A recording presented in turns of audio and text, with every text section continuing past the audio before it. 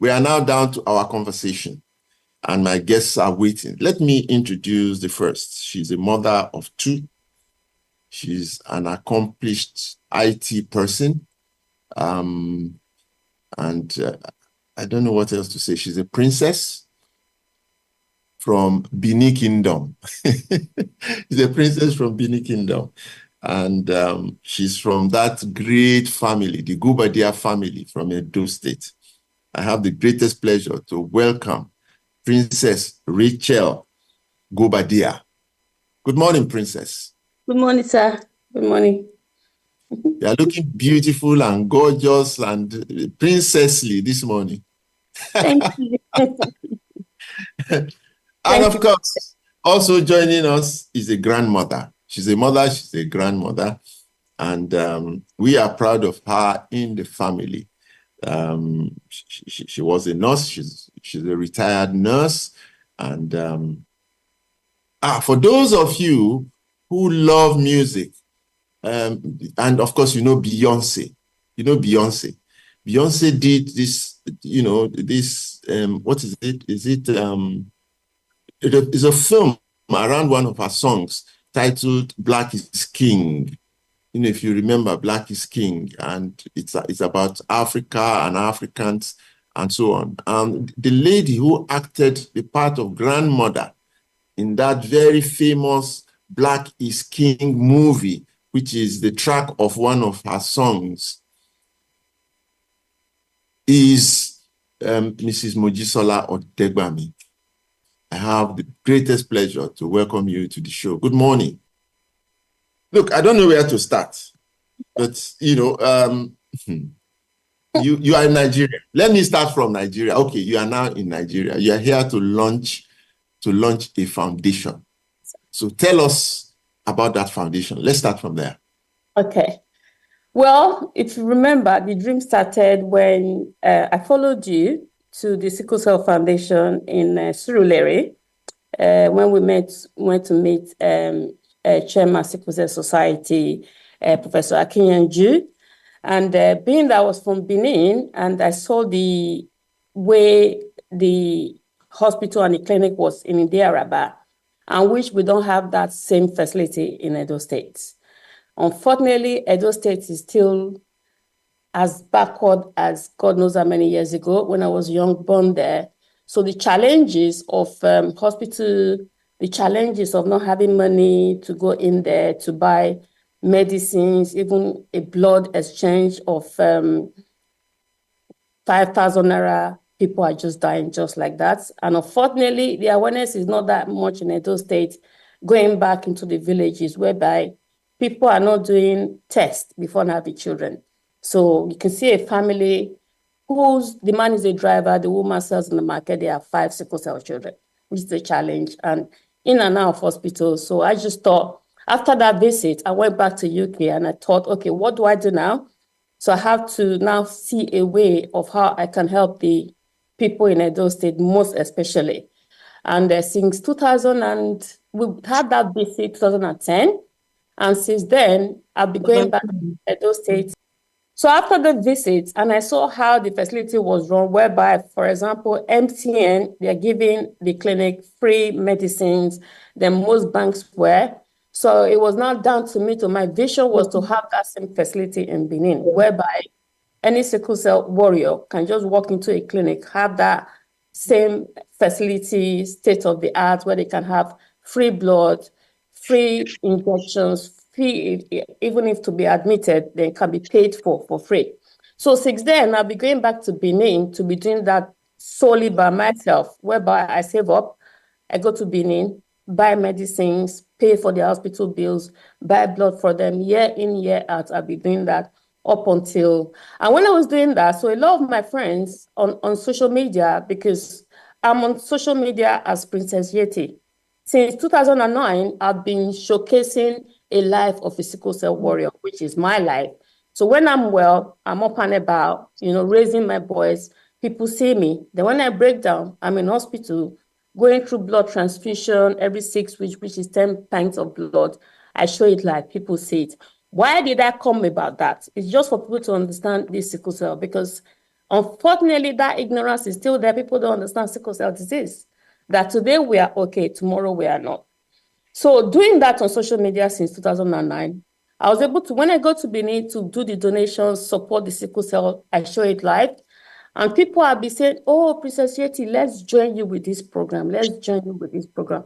And I told them to hold on until I have officially launch it, because I'm from UK, we do everything by the book. So I need to be transparent. For example, if they donate money to me, I need to let them know what their money went, for example. So 2 years ago, it came to me, time for me to now register this foundation officially in Nigeria. I don't want to do it in UK because also in UK, we're already being supported, the government support, NHS, everything is free. But here, I did open it with my very good friend, Sholakbe. She's my besto.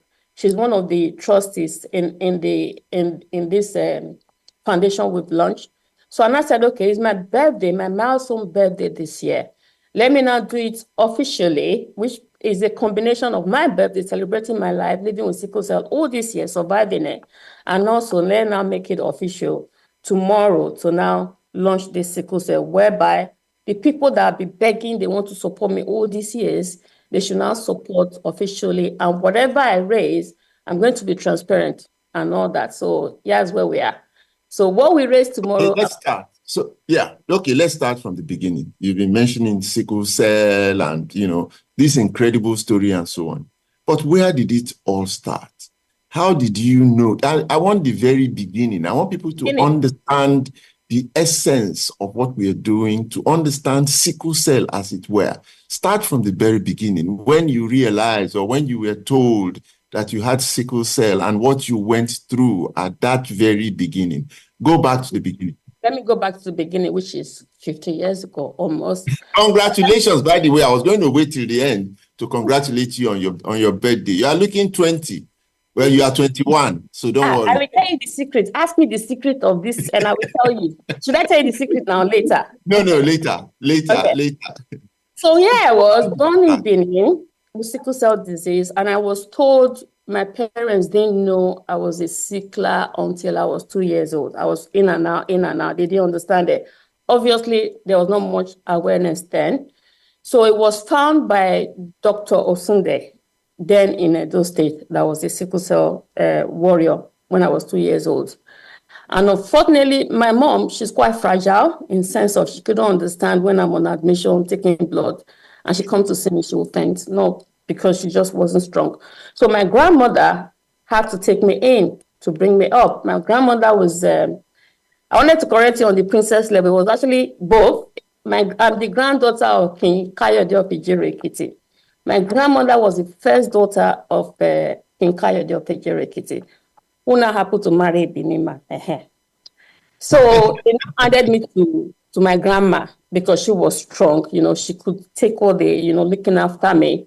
So I had to move to our royal family house, which is called Iyasere House in Sapomba Road, which wasn't far from Specialist Hospital, just like 10 minutes walk. So which was right in front of, not far from the hospital when I had my crisis.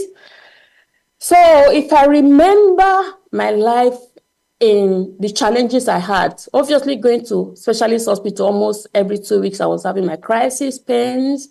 Let me just say I had a standing bed, not far from the nurses, that nobody could stay there. My dad paid for it. I had to be staying there. That was how bad my crisis was, sickle cell pain, whereby if I explain the pain of sickle cell disease, imagine a sharp cutlass, the one that can chop off someone's head, just going into your vein. That's how painful it is. So, and the challenges my mom had then was the money, obviously. I could say I bankrupted my grandma and my mom because I was in and out almost every week, almost every 2 weeks. I didn't have a life, up until I was about 11 years old when I started Ijia College. Then I left my grandma to go and stay with my mom because it wasn't far from where my mom was staying then. Yeah, that was the story of my youth. Then, my sickle cell was quite okay during the secondary school days. I wasn't in and out of hospital that much, although I do have crisis. And since Right from when I was young, I was sorosoke about sickle cell disease. If you ask me what's my name, the next thing I tell you I'm a sickler, so that you know who I am. I've never been ashamed to talk about it right from when I was young. Even in Uniben, everybody knows there was an ambulance station in front of Hall 1, which was only for me. And that was due to Mrs. God bless her soul, Mrs. Olumese. She was the nurse in UBTH. She was able to use her contact to station an ambulance in front of her one for me. And everybody knew if I have a crisis, that was my right to the UBTH. Yeah. Wow. People hear of the crisis that warriors go through. But there's this lady who she's not a sickler herself, but she has managed three sicklers out of 4 children. And that's Mujisola Otegbami. I have the greatest pleasure to welcome you once again. You were a nurse and you acted in that movie, Black is King. So you're an actress also. And now you have become a great warrior and activist. So let's hear your voice. Good morning. Good morning, sir. Good morning, everybody. You just listened to that incredible story by Rachel. Tell about her own experience growing up. One person, and how her mother couldn't cope. She had to go stay with her grandmother. Even in her university, they had to plant an ambulance in front of her hall so that whenever she had a crisis, she would go. How that crisis was like cutlass cutting through you every second, and so on, and all over your body. You had 3 children who were sicklers. Tell us about it. Just tell us the story. First of all, I want to say congratulations to you, Rachel. Myself and Rachel have been 5 and 6 since I heard about her story. Why? Because I'm a sickle cell mother. And when she starts telling me her stories, it got me so interested in her that we became 5 and 6. We will talk for over an hour on the phone, all about this sickle cell.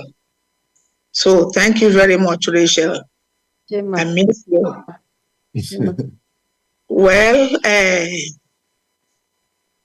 I'm a mother of 3 sicklers, a boy and 2 girls.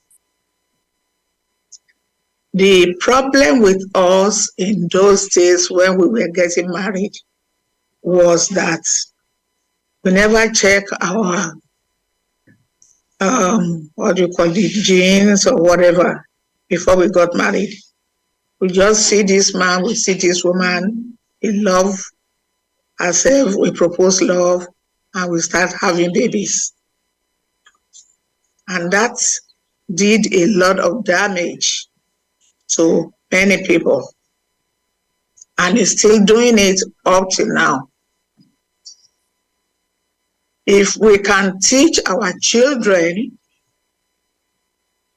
to find out the genes of whoever they want to marry, this will reduce a lot of sickle cellers. And that's why I will continue to follow you, Rachel. My first child is SC. My second child is SC. I am AC, and their father is AS. We never knew anything about all these AS, AC, or whatever, I first knew that my daughter was a sickle celler when she was in real pain. She was just like about 2 years old then. She would cry all night. She would be in pain. I wouldn't know what was going wrong. In that middle of the night, I will put her in the vehicle, drive over 50 miles to the nearest hospital in Missouri. That's the United States of America. You were in the United States. So yes. Yes, we were in the United States of America then.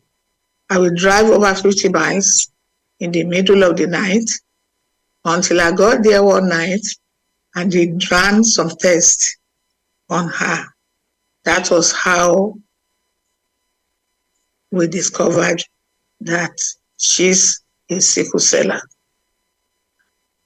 And it's not easy to be a mother or a parent of any sickle celler. Not easy. But I pulled it through.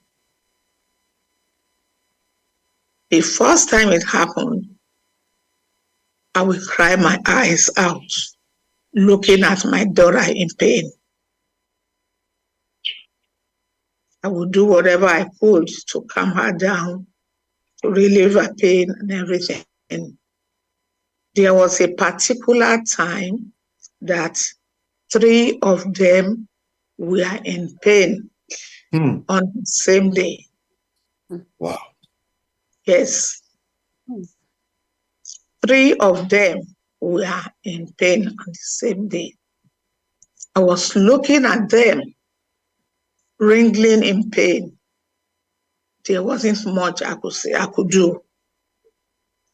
My daughter Bola was wriggling in pain and was begging me, "Mommy, please don't look at me. Please help me. What can you do to help me? Wow. Mommy, this pain is too much. This is this, this is that." Nikki was having her own pain too. Baby, the same thing. I couldn't stand watching my children in pain. I had to run to the bathroom and started crying. I didn't want to cry for them to see my tears or for them to see the pain. So I ran to the bathroom. I cried my eyes out. Then I got in the vehicle. I packed them in the vehicle. I took them to the hospital. All 3 of them were admitted to the hospital that same day. But thank God, they survived it. Baby was just about 2 years old, so his own pain started in his arm. He just started crying, "Mommy, my hands are paining me. My hands are paining me." I drove him to the hospital. The same sickle cell pain. So it's very rough. It's very, very rough. Wow. Anyway, let me, because I'm weeping inside as I listen to you and you tell your story. I want to take a break from you and come back to Rachel. Rachel, I knew her when she was a little girl. She was my girl. And Rachel went to the UK. And when she got to the UK, she told me stories of how she was, the first sickle cell patient of, is it Homer Smith Hospital? Tell us. Homerton Hospital. Yeah, okay, so let's hear that story of you and Homerton and the relationship that has existed between you since then. And you are 50. You see, there's the myth. Even as I promoted this program yesterday, there's the myth out there. So many people were asking me, but they say that, sicklers don't survive until after 21 or 22 or something like that. So tell us all of that. First patient, Homerton, your experiences with Homerton, and that job. I No. left Nigeria 1997, March, to be honest with you. So going to UK, started working almost immediately. Then I had my mom's baby brother, Peter Owen Amadison. I went to spend the weekend with him. And I had my first crisis. He was living in Clapton. So they took me to this clinic. Obviously, my uncle from Nigeria experienced as a sickle cell warrior. And here, that was my first experience. So got into this hospital. They called this consultant. They put me in and he called this a white man. Bless him. That man is my savior till today. He just sat down with me and was like, let's talk about, okay, how is the pain? He was trying to understand what the pain was. I didn't know I was this first sickle cell warrior as a male in that hospital. Acne was just, they're trying to understand sickle cell disease. So I would say I was the guinea pig kind of to understand it. So the guy started asking me questions. Your father and my dad died in 1980. Did he have this? Did he have that?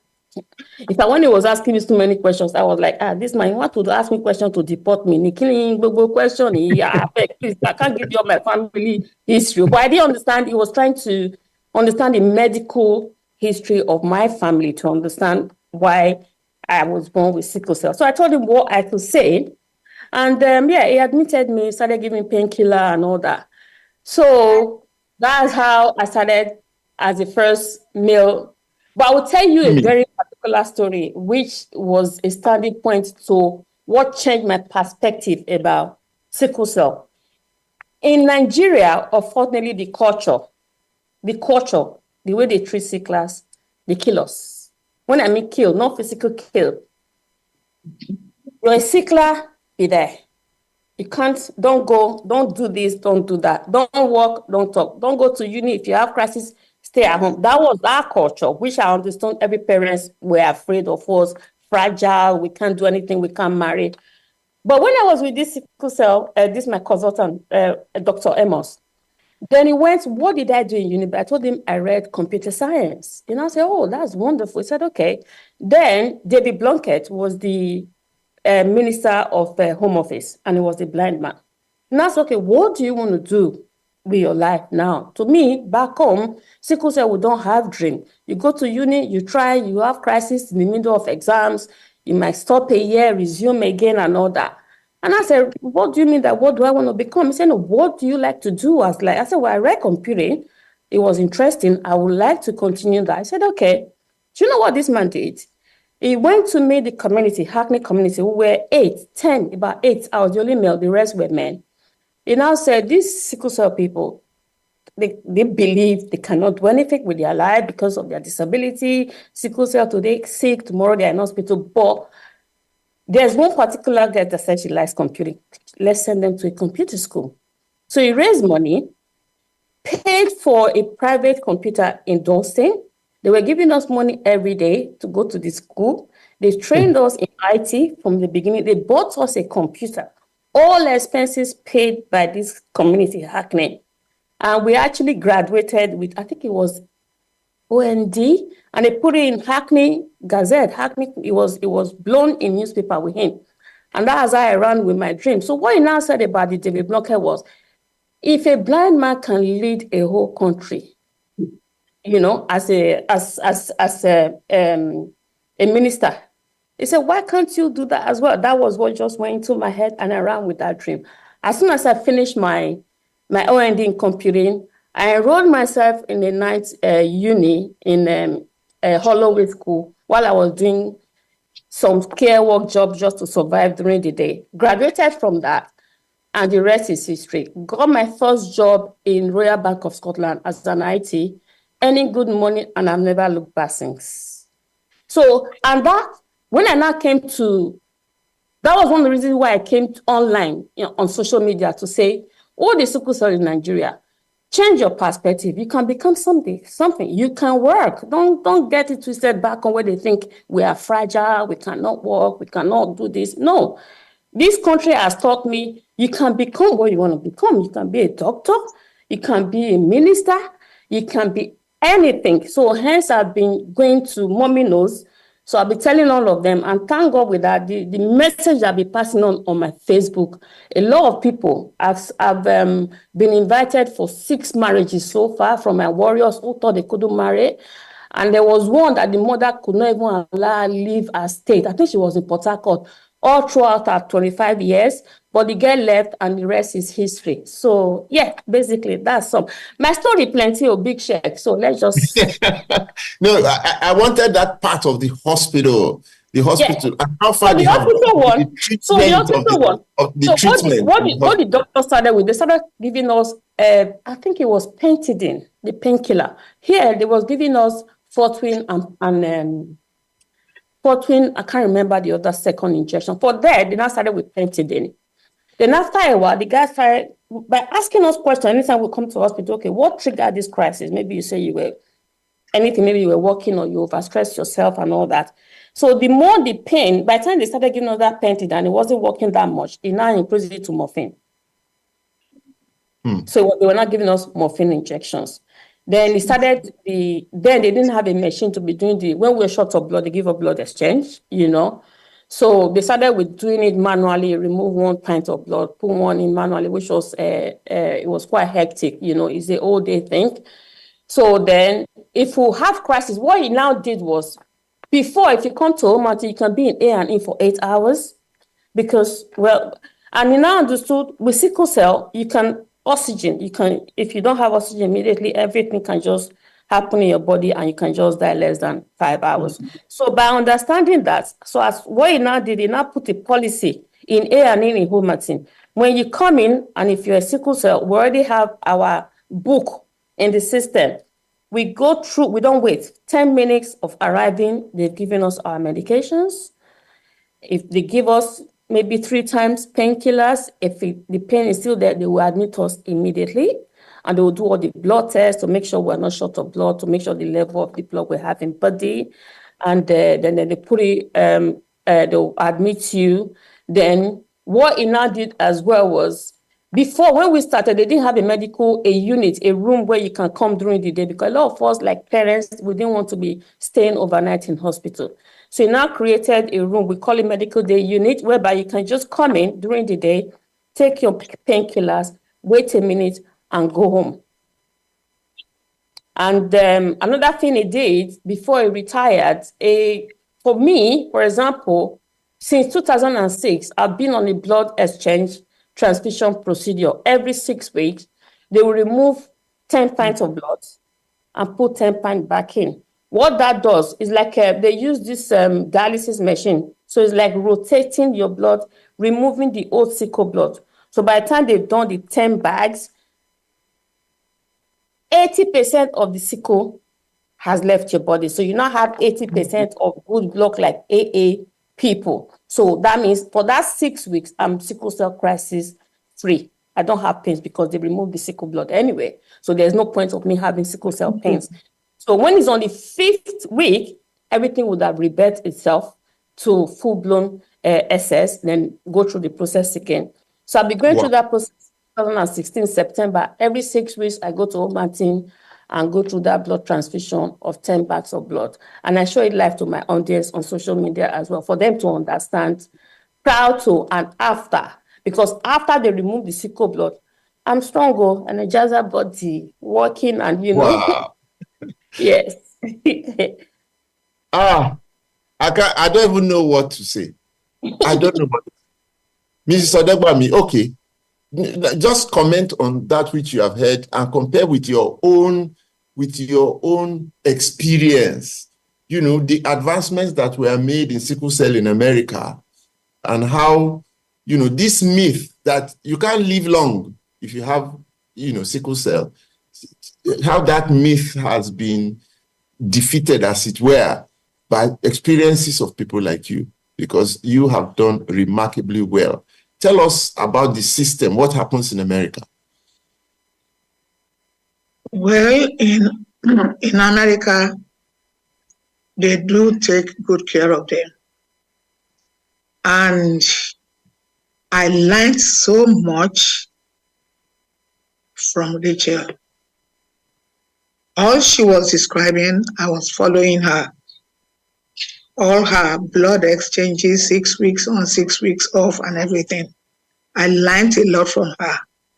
And with that, when my children reach or have sickle cell crisis. When they go to the hospital, they take good care of them. They take very good care of them. You know, they give them the blood treatment that they are supposed to take. At least, I think mostly what we use over here is folic acid, if I'm not mistaken. And I can't remember the name of the medication she mentioned now. Morphine? Morphine.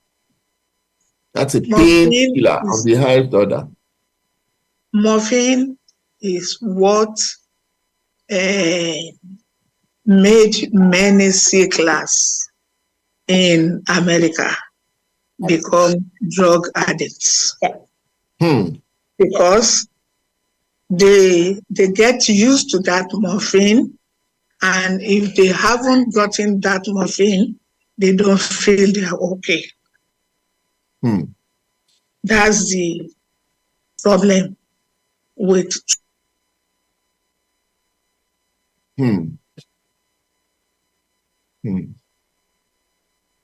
That's the problem of treating sickle cell in America.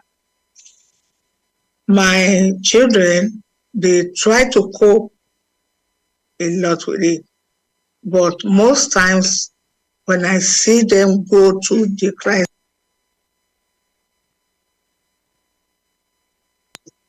it breaks my heart so much that they have to go through it. They end up in the hospital, maybe 2-3 days, because of this sickle cell pain. Wow. Uncle, I'm sorry I have to mention this. Yeah, go on. Sickle cell addiction, morphine addiction,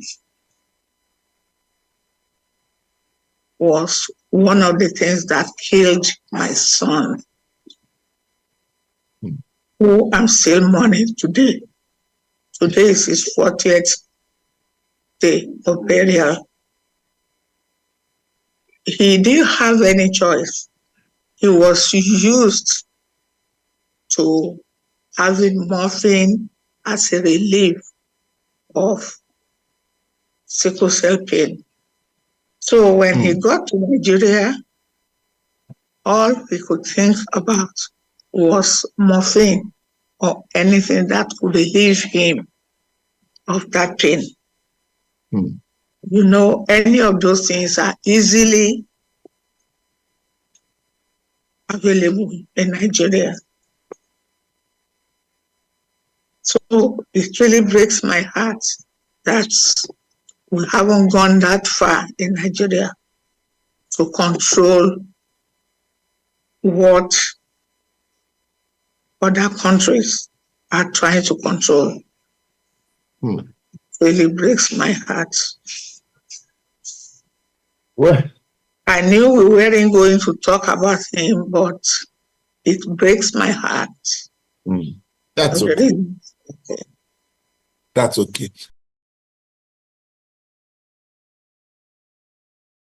Going forward, and of course, a lot has been achieved in that area. Even you coming out today to speak about it, Rachel coming out to establish a foundation that will help warriors in Nigeria in terms of enlightenment, in terms of support, and so on and so forth. I think what you're doing is, advocacy for sicklers in Nigeria.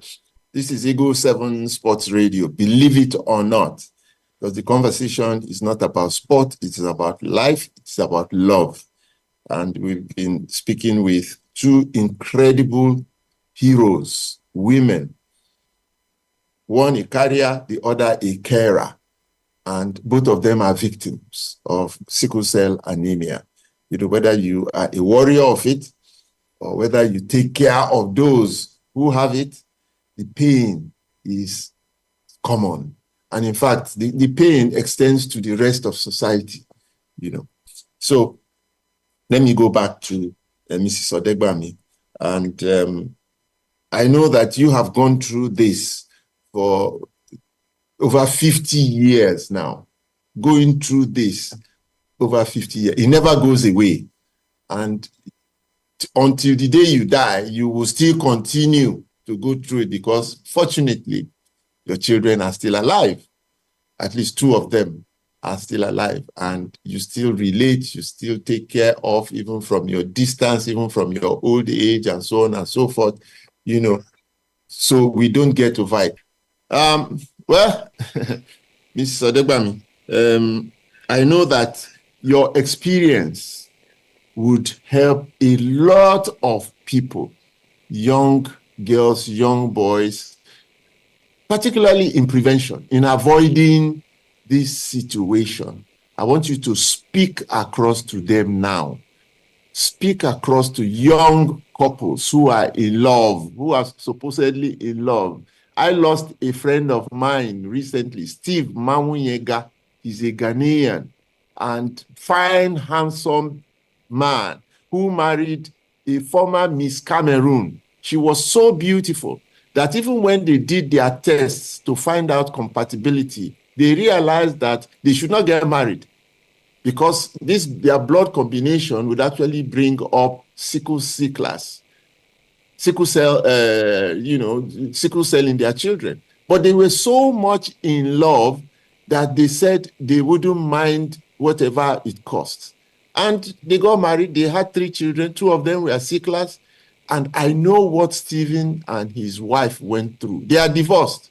And Stephen died 2 years ago out of the pressures of managing these 2 children. It's an incredible thing. And, we must take it very, very seriously. Mrs. Odegbami, talk to us. Thank you, sir. Just like I said earlier, it is very, very important to find out if you are a sickler or not, or if the person you are trying to get married to is a sickler or not. Before you go or through a carrier of something. I don't know how the combination is. Before you go through this so-called marriage. Yes, I know marriage is love. When you love somebody, there's nothing anybody can tell you. You will still go get married. But the after effect is very bad. Unfortunately, I know a family now that got married to each other without finding out anything about themselves. By the time they got married, the baby they had, one of the babies they had,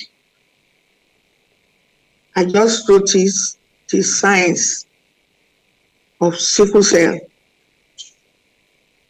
in the boy. So we need to take this boy to the hospital to go and check him and everything. Lord and behold, this boy is SC. The mother, I said they should do the blood test for everybody involved. The father, we already knew, is SC. When they did the test, the mother is SC.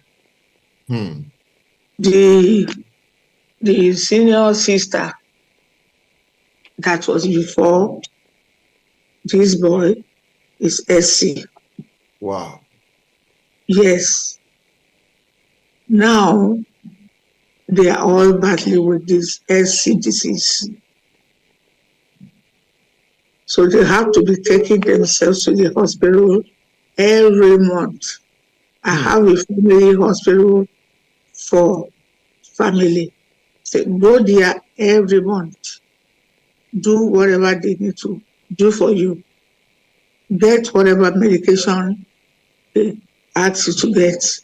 I will pay for everything, which I have been doing since they started going. But most people don't take it serious.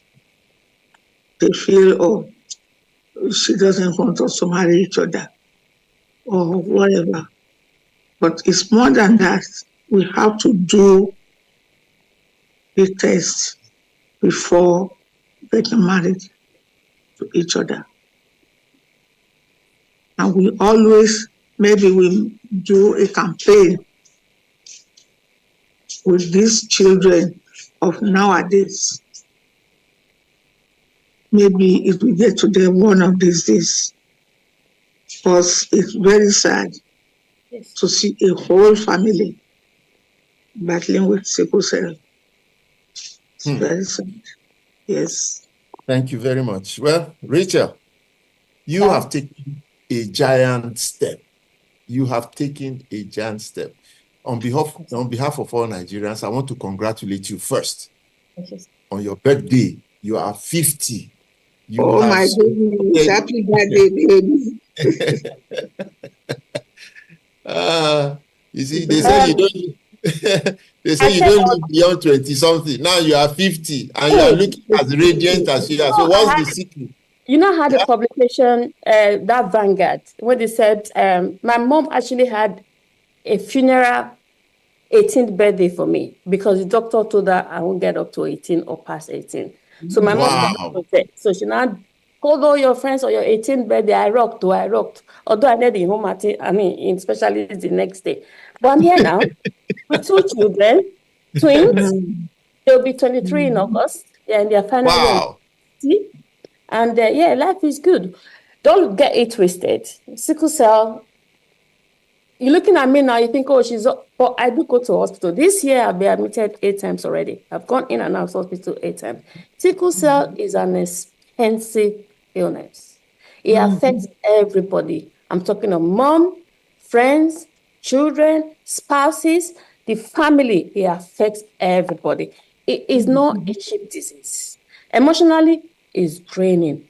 Physically, it's draining. Financially, in Nigeria, people go bankrupt, and people that cannot even afford 5,000 naira blood do die, and that's what breaks my heart. That is why I'm like this Sorosoke since 2009 on social media. I'm not going to stop until my last, because, and this awareness, what mommy just said, mommy, yes, during your time, yes, and my mom's time, they were not doing tests. You will not, you'll be surprised people that comes into my inbox that went to school. I'm talking of master's degree holder that knows about sickle cell disease. They still go ahead and marry with faith using religion. And that's another talk for another day, because if I enter religion and sickle cell, it will spoil the show. But what I'm saying is, oh, Father Lord, ignorancy, as you said, we are in love. Sickle cell. Do you know why morphine was given to us?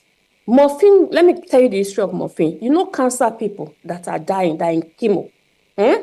So you know when they are now in chemotherapy, they are about to go. They give them 3 months, 6 months. So to ease the pain, morphine was created as an opiate to ease the pain. Morphine is heroin, raw heroin. They just mix it with water. True life story. Do you understand? They now found out when the British and the American came together, they found out the pain we're having is close to that of these people that are dying because it is a serious pain. Hence, they started giving us morphine, right? But it has another bad side effect when mommy came in. That's another tough. There's a lot about sickle cell. It is vast. It is huge. And as I said, it affects everybody. When I'm in Homerton and I put it live, mommy watch me every time. All my friends are coming. All my friends are affected. When I'm quiet, they know that she don't get crisis again. Princess Shetty never do drama. Facebook is quiet. What's happening to her? And they start calling me, and they know that I'm in hospital. I say, but why you not talk? Nothing. They are all, But what I'm saying is, my boys, I feel my children are the strongest children ever, because since I gave birth to them, I've been in and out, and it affects them. Do you understand? The fact that I go into hospital, is mommy gonna come home? Is she going to go now? Then everybody are calling this up. And the mommy is okay. So what am I saying? It is not a cheap thing. Emotionally, we cannot be in 2024 and people are still giving birth to C class. It drains me. It irks me. I just want to go to the parents and slap them. This is not cheap, because from the day you give birth to that child till the day you are going to die as a parent is a headache.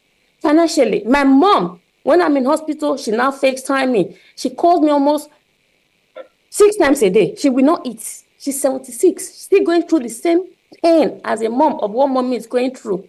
So imagine, and most of them, the men walk away from the women. I have them in my inbox on social media, because the men thought, okay, it might be the man, they will do tests, that the man they're in love. Then when the child comes, they are in and out of hospital. The men walk away from the women. Many occasions, the men walk away. And who's facing this alone? The woman. So it is what I will keep on talking till the day I take my last breath, because if it's only one person we save from having this disease, if it's only love affair that we will break, let them be enemies for life, that they will not marry, AC not marry. At least we will have a child that will not be born into this world to be in and out of hospital till the day they. And let me get why the religion asks me. There's no cure. So all these BS that they come, SS is not A. How can you say DNA? It's blood thing. How can you turn it to which miracle? If not, trust me, NHS would have taken the miracle system of these pastors. Oh, please, because it's costing us billions of pounds every year to treat this sickle cell. Come and save us, heal all of them to AA, and save us money. That's another talk for another day, because if we start that religion, we know come out here. Big shake.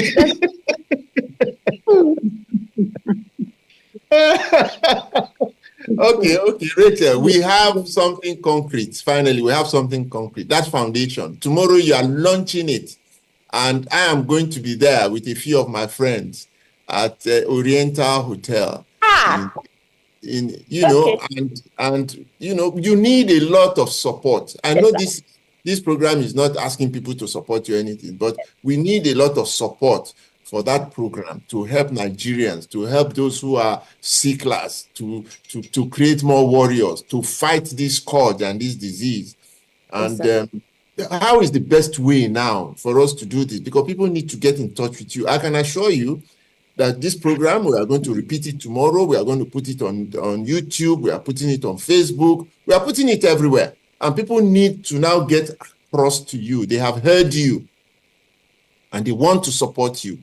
So how do you do it? How do you connect with you? My name of my charity is called Rachel Gobadia Inner Foundation. No. Say it slowly. Say it slowly. Bini girl. Bini combination. We are alive. We are family. Let's not come and expose ourselves.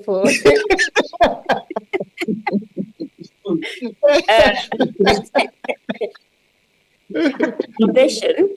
The name of my foundation is called Rachel Gobadia Ine Foundation.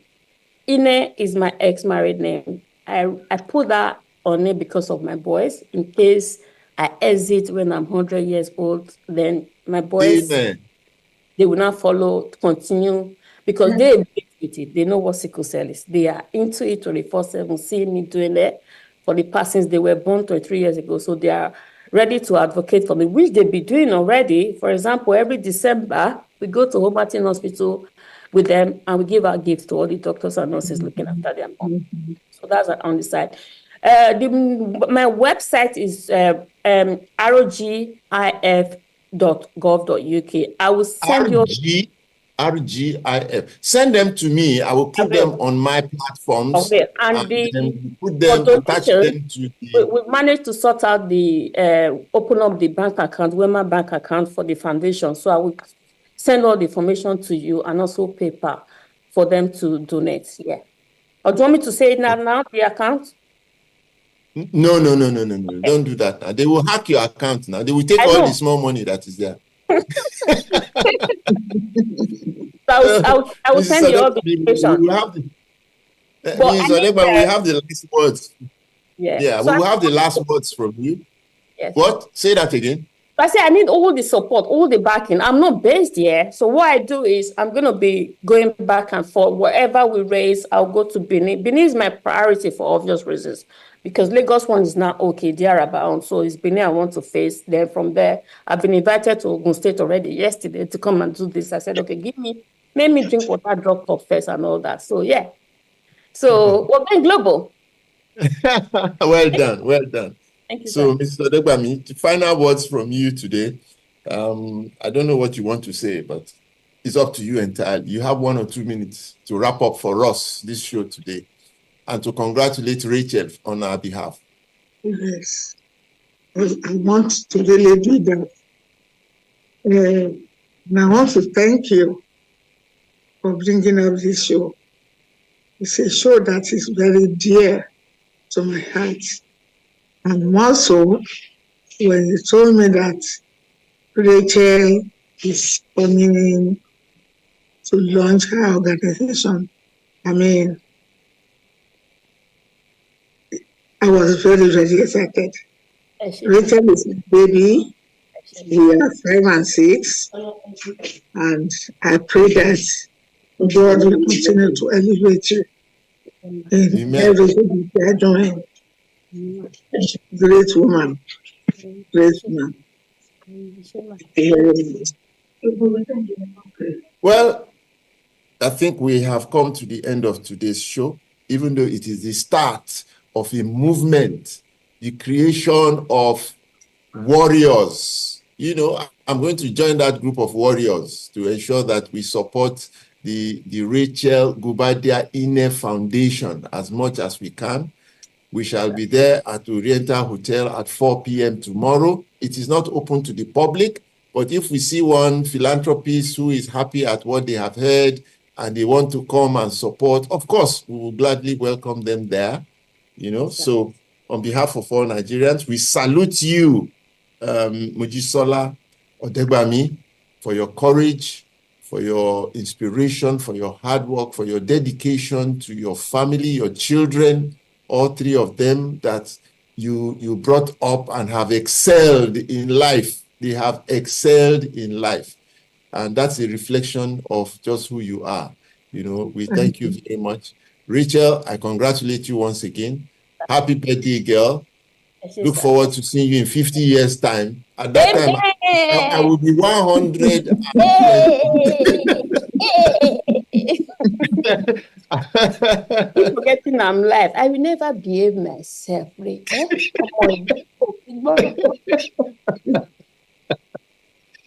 All right, then that's all from us on Eagle 7 Sports Radio. I thank you also very much. Join us again next week, Saturday,